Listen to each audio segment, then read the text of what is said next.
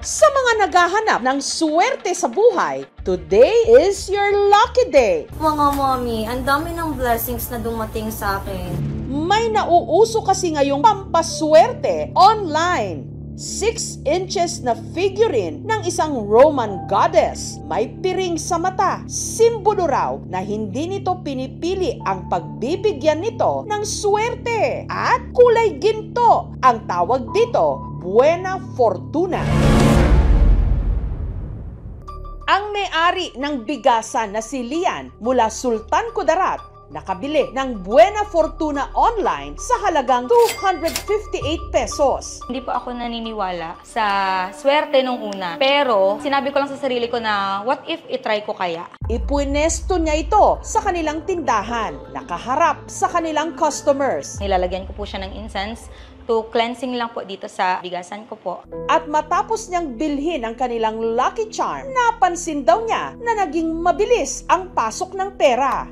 Kung noon, 50 to 80,000 pesos ang kita niya kada linggo, ngayon umaabot na ng 250,000 pesos. Tunay po talaga ma'am na nag-work po sa akin si Buena Fortuna. Ang content creator naman mula Cagayan na si Cindy, hindi na kailangang bumili ng Buena Fortuna. May supplier daw kasing nagpadala nito sa kanya ng libre. Ang figurine, i-display raw niya sa kwarto nila ng kanyang mister na si Jonas. Dito ko po nilalagay si Buena Fortuna sa taas po ng cabinet namin. Nakaharap po siya dito sa my door. Para tumalab ang di umano, swerte, si Cindy meron pang ginagawang ritual. Kailangan mong bigkasin ng 3 times yung pangalan niya, Buena Fortuna, Buena Fortuna, Buena Fortuna. Pagkatapos mong sabihin yung wish mo, doon ka na po magpapasalamat. At tila effective daw. Mula kasi nung humiling siya sa Buena Fortuna, sunod-sunod daw ang pag-contact sa kanya ng mga brand at sponsor para makipag-collab. Sa isang linggo, nagkakatatlong paid collaboration po ako. Dumagdag pa po dyan yung commission ko. Pero may swerte mang dala ang Buena Fortuna kay Cindy, tila may bawi rin daw ito. In terms po sa relationship namin ng asawa ko, lagi po kaming nagkakainitan. Pagka nag-aaway kami, hindi gaya ng dati na parang nagkakapatawaran din kagad. Parang wala lang, kung mag-aaway, edi mag-aaway. Sinisisi niya yung Buena Fortuna sa mga nangyayaring kababalaghan.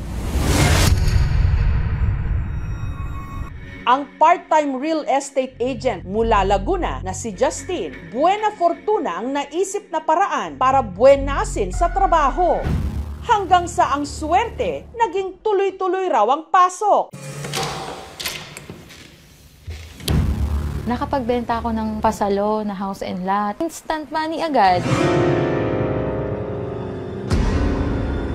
Nasa 80k to 100. Pero ang sunod-sunod na swerte, tila sinundan naman daw ng kambal-kambal na kamalasan. Nagkasakit na yung mga anak ko. Ang bill is 100k. Parang binawi lang din talaga yung kinita ko. Ang travel counselor mula Bataan na si Menchi, nabudol din daw ng Buena Fortuna na nabili rin niya online. Nag-wish ako sa kanya, pera kasi may babayaran ako. Dumating talaga yung pera na ine-expect ko. Na-prove sa akin na, ay baka nga talaga, na-lucky charm siya. Dahil dito, ang ina niyang si Lucita naengganyo ring bumili ng sarili niyang Buena Fortuna. Ang hiling ni Lucita, makahanap ng buyer sa ibinibenta niyang bahay. Yun na lang ang pag-asa ko para matustos ako ang gamutan ko. Ang dami kong sakit. Tuparin mo naman ang hinihiling ko, sabi ko. Pero ang Buena Fortuna para kay Lucita, tila wa-effect daw. Madaming tumitingin sa bahay ko. Tapos hindi natutuloy. Simula rin daw nung i-display nila sa kanilang bahay ang nabili niyang Buena Fortuna, ang mag-ina. Tila may naramdamang kakaiba. Pakiramdam ko may kasama ako sa bahay. Nakatingin sa akin.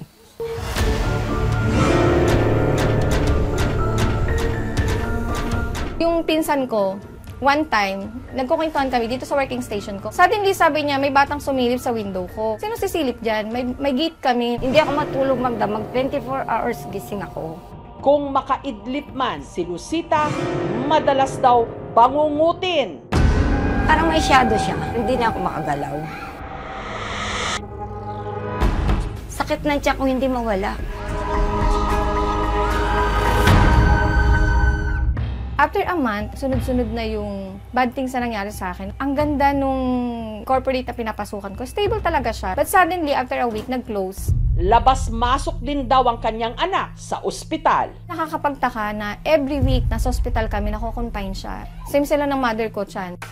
Baka si Fortuna nga yun. Kasi siya lang naman yung bagay na binili ko. Totoo nga bang may kapalit na malas ang swerteng dala ng Buena Fortuna? At kung totoong malas ito, paano mapuputol ang sumpa? Ang design ng anak ko na itapon si Buena Fortuna. Sabi ko, wag. Kayo ang buena mano naming pagbibigyan ng kasagutan. Nung nasa simbahan na ako, ang bigat talaga. Like parang may nag-i-stop sa akin na pumasok. Sa aming pagbabalik. Usong-uso ngayong pampaswerte online ang gintong figurine ng isang Roman goddess na nagdadala rin daw ng swerte. Bagay na kinapitan noon ng travel counselor na si Menchi. Dumating talaga yung pera na ine-expect ko. Pero ang tinawag nilang Buena Fortuna, may hatid mang buenas, may kasunod naman daw na kamalasan. Ang ganda nung corporate na pinapasukan ko. But suddenly, after a week, nag-close. Nakakapagtaka na every week, every month, nasa hospital kami, nako-confine siya. At hindi lang din daw Buena Fortuna ang di umano, dinala nila sa bahay. Pakiramdam ko may kasama ako sa bahay. Nakatingin sa akin. Binabangungot ako. Sa pag-asang matigil ang sunod-sunod nilang kamalasan, si Menchi nagdesisyon ng itapon sa basurahan ng kanilang Buena Fortuna. Sabi ko, wag. I-surrender mo siya sa simbahan. Magdasal ka, humingi ka ng tawad. Dinala namin sa simbahan.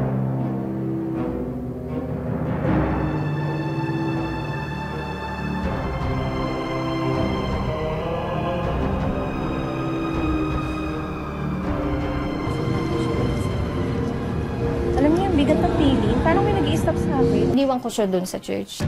Pero, totoo ba ang mga kwento-kwento na ang swerte na bigay ng Buena Fortuna may kapalit ding kamalasan?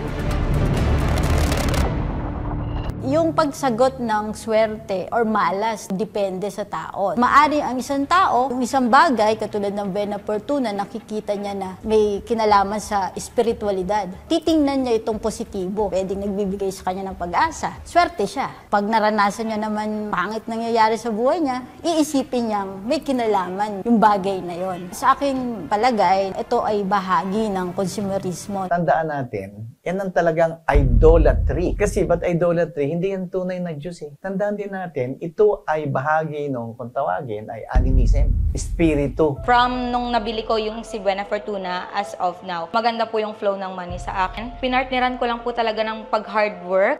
Yung paniniwala sa mga ganito ay refleksyon ng malalim na kultura natin. Ang kasabihang nasa Diyos ang awa, nasa tao ang gawa. May pag-asa, pero kailangan kumikilos ka din, no? Gumagawa ka din. Always believe in God. You don't need any charm in life. Paniwalaan mo na may isa lang tayong dapat paniwalaan. Tila bahagi na ng iba't ibang mga kultura ang paniniwala sa mga pampaswerte. Pero itatali mo ba ang iyong kapalaran sa isang figurin? Hindi ba't ang swerte o malas nakasalalay sa sarili nating pagod at hirap nasa ating mga kamay?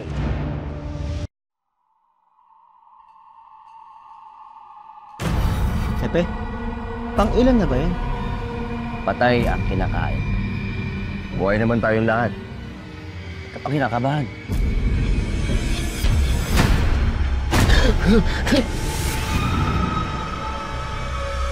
Huwag mong kalimutan. Yan ang gustong mangyari ng kalaban. May isa pa kain. Isang ano? Isang kagaya mo.